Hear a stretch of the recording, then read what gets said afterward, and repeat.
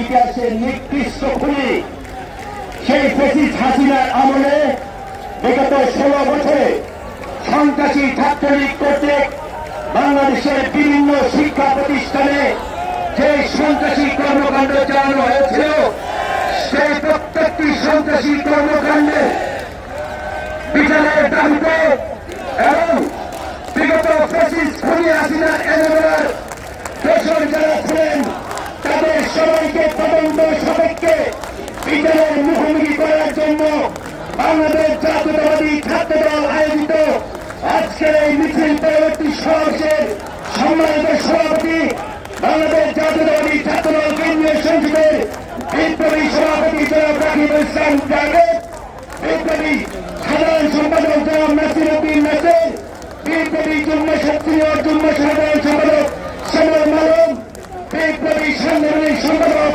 জনাব আমানুল্লাহ আমান সহ বাংলাদেশ জাতীয়তাবাদী ছাত্রদল ঢাকা বিশ্ববিদ্যালয়, জাহাঙ্গীরনগর বিশ্ববিদ্যালয়, জাহাঙ্গীরনগর বিশ্ববিদ্যালয়, বেসরকারি বিশ্ববিদ্যালয়, Dhaka college, Tejgaon college, Titumir college, বেসরকারি কবি নজরুল কলেজ সহ আজকের এই সমাবেশে যারা উপস্থিত হয়েছেন সবাইকে বাংলাদেশ জাতীয়তাবাদী ছাত্রদল কেন্দ্রীয় সংসদের পক্ষ থেকে রক্তিম শুভেচ্ছা ও অভিনন্দন জানাচ্ছি।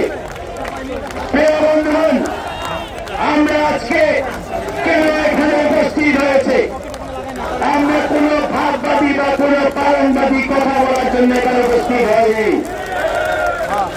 আমরা কোন ধরনের তাত্ত্বিক তত্ত্বকথনের জন্য এখানে উপস্থিত হয়নি। আমাদেরকে পরিস্থিতি এখানে উপস্থিত হতে বাধ্য করেছে। বন্ধুগণ, আমরা দেখতে পাচ্ছি আমরা সংশ্লিষ্ট কর্তৃপক্ষের কর্মঘরে কিছু শব্দ প্রবেশ করানোর জন্য আজকে এখানে উপস্থিত হয়েছে।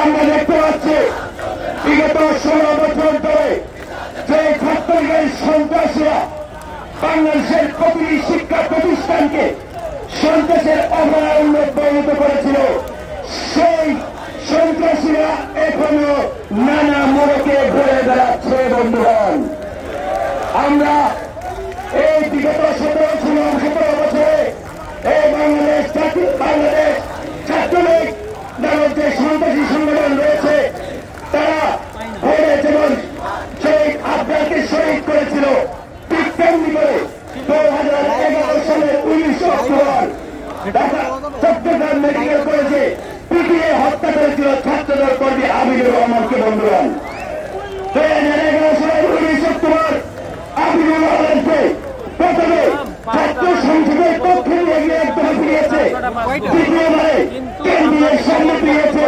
তৃতীয়বারে এই ছাত্রলীগের মুখে নিয়ে গিয়ে তৃতীয়বার তাকে পিটিয়ে তাকে মারাত্মকভাবে আহত করার পরে 2 দিন পরে তিনি আইসিইউতে থেকে শহীদ শাহাদাত বরণ করেছিলেন। বন্ধুগণ, তার অপরাধ ছিল তিনি শুধু ছাত্রদল করতেন, এটি অপরাধ।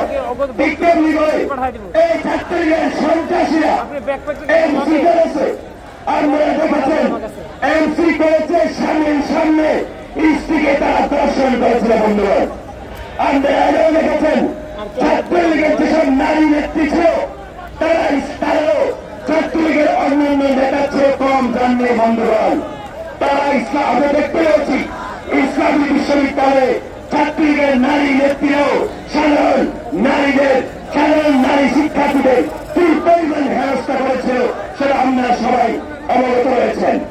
দীর্ঘ 16 বছরের কাজে মিনি ক্যান্টনমেন্ট মারিয়ে বাংলাদেশের সমস্ত শিক্ষা প্রতিষ্ঠানে যে ধরনের সন্ত্রাসী কার্যকলাপ করেছিল বিগত জুলাই আগস্টের গণ অভ্যুত্থানের সময়, ঠিক তেমনি করে সেই কায়দায় বিভিন্ন শিক্ষা প্রতিষ্ঠানে বাংলাদেশের সাধারণ শিক্ষার্থীদের উপর নির্যাতন চালিয়েছিল এই ছাত্রলীগ।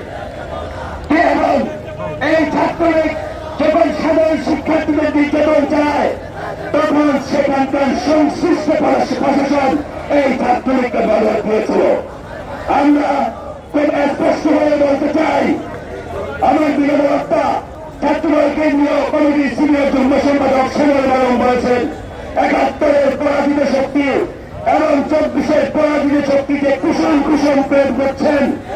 আমরা তাদেরকে হুঁশিয়ারি উচ্চারণ করে বলতে চাই, সেই জারণ গাছ কি করতে গিয়েছে।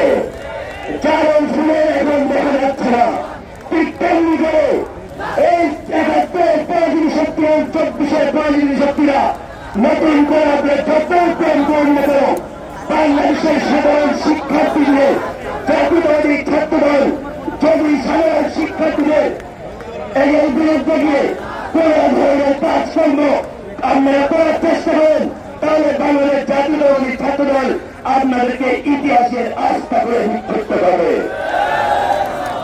পরিশেষে আমরা বলতে চাই, আমাদের বিগত জুলাই মাস গণঅভ্যুত্থানের আমাদের 2000 অধিক ভাইরা শহীদ হয়েছেন।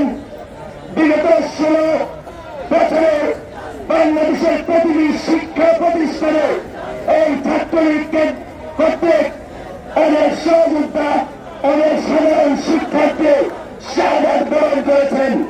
অনেকের কবরে তাদের হাত পড়ে পচে গেছে, কবরে তাদের পাশ ঝাড় হয়ে গিয়েছে।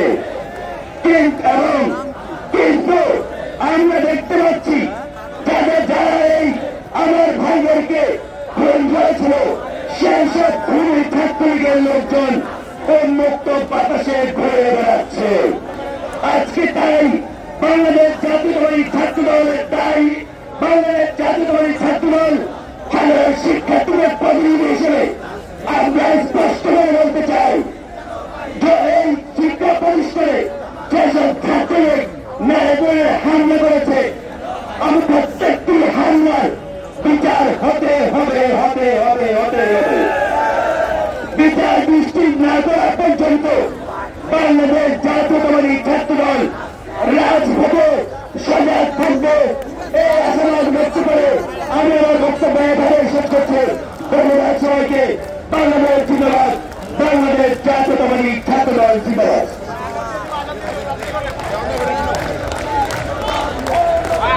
সমাবেশ গত 55 বছর ধরে বাংলাদেশের গণতান্ত্রিক ব্যবস্থাকে যারা ধ্বংস করেছে, এখন দেশের গণতান্ত্রিক আন্দোলন করতে গিয়ে বাংলাদেশ জাতীয়তাবাদী ছাত্রদলের হাজার হাজার নেতাকর্মীরা যে খুনি সংগঠন ছাত্রলীগের হাতে নির্মম নির্যাতনের শিকার হয়েছিল, সেই খুনি সংগঠন ছাত্রলীগ ইতিমধ্যে সন্ত্রাস বিরোধী আইনে নিষিদ্ধ হয়েছে।